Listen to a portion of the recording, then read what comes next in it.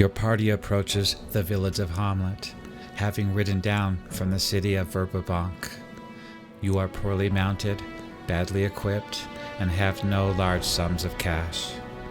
In fact, all you have is what you wear and what you ride, plus the few coins that is hidden in pouches and pockets. What you do possess in quantity, though, is daring and desire to become wealthy and famous. Thus your group come to Hommlet to learn. Was this indeed a place for adventurers to seek their fortunes? You all hoped, of course, to gain riches and make names for yourselves. The outcome of this is uncertain, but your skill and daring, along with a good measure of luck, would be the main ingredients of what follows, be it weal or woe. A small community at the crossroads is completely unknown quantity. What was there? Who would be encountered? Where should you go?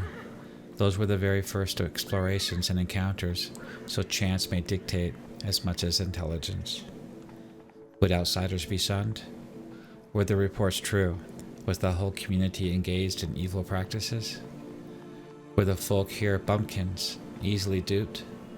Did a curse lay upon those who dared to venture into the lands which was once the temples? All these questions would soon be answered. As you travel through the heartland of the Viscounty, the merchant road runs along the Nye, passing between the cultivated fields. At this time of year, some of the fields have dense green plants covered with beans or peas. The wheat and oat fields are ready for planting. Very few plots lie fallow, unplowed, or unplanted, with only a tangle of weeds. Commoners work the fields, working hard. You see 2 or 3 men plowing with big tawny oxen. One leads the animal and the others follow behind, manipulating the plow and burying seeds carried in a cloth-shouldered bag. Elsewhere, chopping out weeds and picking off bugs, you see women with their heads wrapped in patterned scarves, carrying woven baskets on their backs and flanked by children.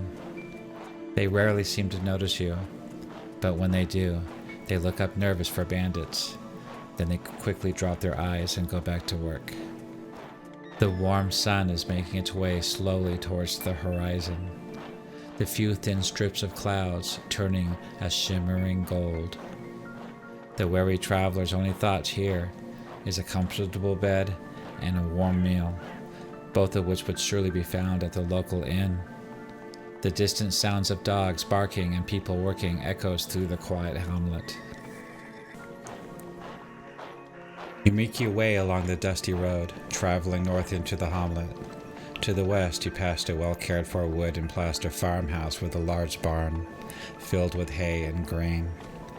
To the east is another well-kept farm, with a stone cottage and barn, not as large as their neighbor, but still appearing to be doing well.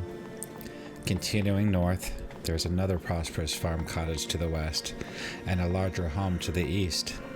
The house to the east has a large leather hide tacked to the front door, clearly indicating the owner is a leather worker.